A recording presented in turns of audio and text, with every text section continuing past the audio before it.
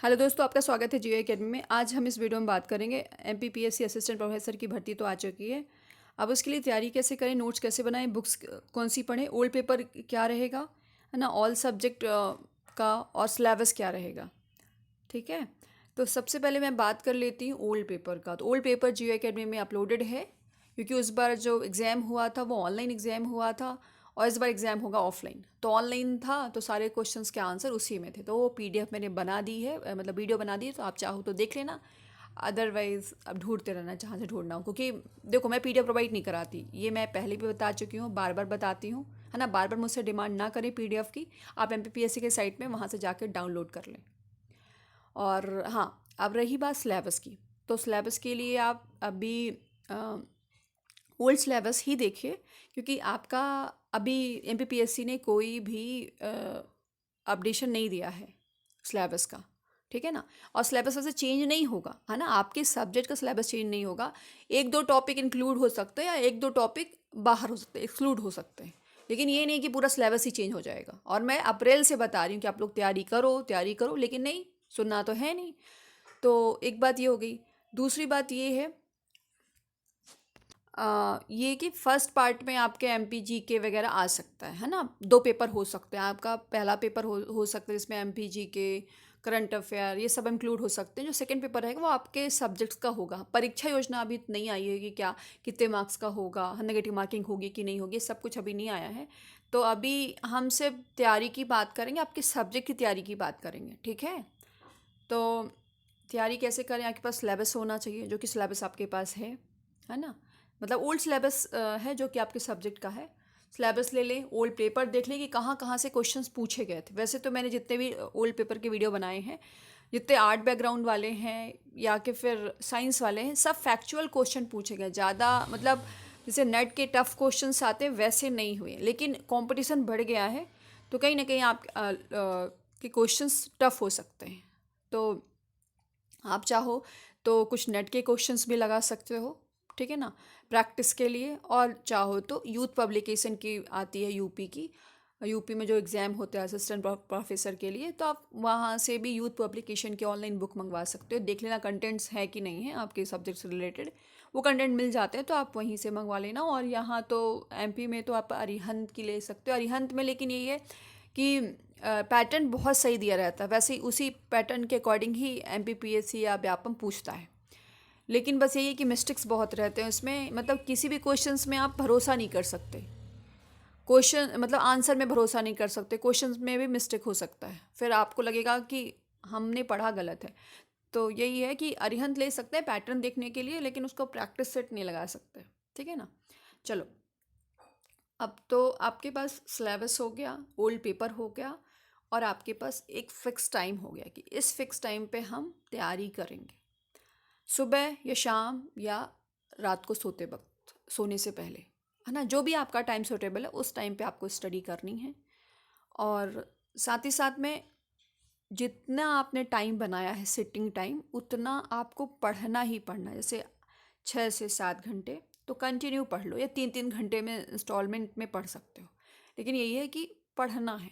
ये नहीं कि लोग उस टाइम में किसी का कॉल आ गया तो आप भागे जा रहे हैं, बात कर रहे हैं, ये सब नहीं करना। तैयारी का मतलब है पंचुअल टाइम के साथ आपको तैयारी करना है और स्मार्ट स्टडी करना है। हार्डवर्क के साथ स्मार्ट स्टडी करना है आपको। वो क्वेश्चंस ढूंढने हैं आपके टॉपिक से जहाँ जहाँ से क्वेश्चंस पूछे जाते हैं, है ना। जैसे आप जब वोल्ड पेपर देखोगे तो वहाँ से देखो कि कहाँ कहाँ से क्वेश्चन पूछे गए थे। उन टॉपिक तो अच्छा आप अच्छा कर लेना, है ना। और यदि नेगेटिव मार्किंग हुई तो जो अच्छा पढ़ने वाले बच्चे हैं उनका तो हो ही जाएगा। और दूसरी बात ये है कि नोट्स कैसे तैयार करें। जो भी आपके पास टॉपिक हैं उन टॉपिक्स में पहले आप पढ़ोगे, कॉन्सेप्ट क्लियर करोगे, और शॉर्ट नोट्स, बहुत ही शॉर्ट नोट्स, मतलब सिर्फ ओनली फॉर रिकॉलिंग के लिए, रिवीजन के लिए रखोगे उसको। कि जैसे मान लो आपको प्रैक्टिस सेट लगाना, तो उससे पहले आप जो है ये कर लो, रिवीजन कर लो या रिकॉलिंग कर लो, इतने के लिए। ठीक है। और या कि फिर कोई पतली जो मतलब बुक भी ले रखी है आपने बहुत पतली सी, तो उसमें आप अंडरलाइन कर सकते हो। लेकिन हाँ, उसको पढ़ने के लिए आप वक्त निकाल सकते हो, कि अपन जब नोट्स बनाते हैं ना, तो उस नोट्स में अपन जल्दी जल्दी रिकॉल कर पाते हैं, कि हमारे नोट्स रहते हैं ना। अब बुक्स में आपको सब लगता है कि इससे भी पढ़ लें, ये भी छूट रहा है, ये भी छूट रहा है ना। तो यही है कि आप जो भी नोट्स बनाएं आप रिवीजन करते जाएं, प्रैक्टिस सेट लगाते जाएं, तभी आपका सिलेक्शन होगा। क्योंकि वहाँ पे टाइम बहुत कम मिलता है। आपको लगता है कि नहीं, अरे मैं तो बहुत ही सुपर फास्ट हूँ, मेरे को सब आता है, आता सब है, सबको सब आता है, लेकिन सबको सब टाइम पे नहीं कर पाते, तो इसलिए नहीं होता सिलेक्शन। और कुछ लोग को आता ही नहीं, क्योंकि पढ़ते ही नहीं, तो इसलिए आता नहीं है। तो यही है कि टाइम पे करना सीखें, ठीक है। और दूसरी बात, ओल्ड पेपर तो बता ही दिया है मैंने। गलतियाँ यही नहीं करना है कि आपको ये नहीं कि आप भैया जब सिलेबस आएगा तब हम पढ़ाई करेंगे और फिर उसके बाद हम पेपर देंगे। ऐसा क्यों करना, क्यों अपने लाइफ को बर्बाद कर रहे हो। डिग्री करी है तो उसका सही तरीके से यूटिलाइज करो। नेट भी क्वालिफाई हो, सेट भी क्वालिफाई हो, पीएचडी भी करा है, इतना इतना पैसा लगाया, इतना इतने सालों तक अपना अपने आपने साल गंवाए हैं, है ना, इसी वैकेंसी के लिए कि आपके का किसी अच्छी जगह में सिलेक्शन हो जाए, वो भी एज अ असिस्टेंट प्रोफेसर के रूप में। और वैसे एक बात बता दूं कि ये जो भर्तियां हैं बहुत कम आती हैं, 5-5 साल बाद आती हैं, और फिर बैठे रह जाना। जब विधानसभा चुनाव होंगे नेक्स्ट ईयर, मतलब इस बार जो विधानसभा चुनाव होने वाले उसके बाद वाला, इसके बाद वाला जो विधानसभा चुनाव होगा, फिर वेट करते रहो 5 साल, फिर आएगी वैकेंसी।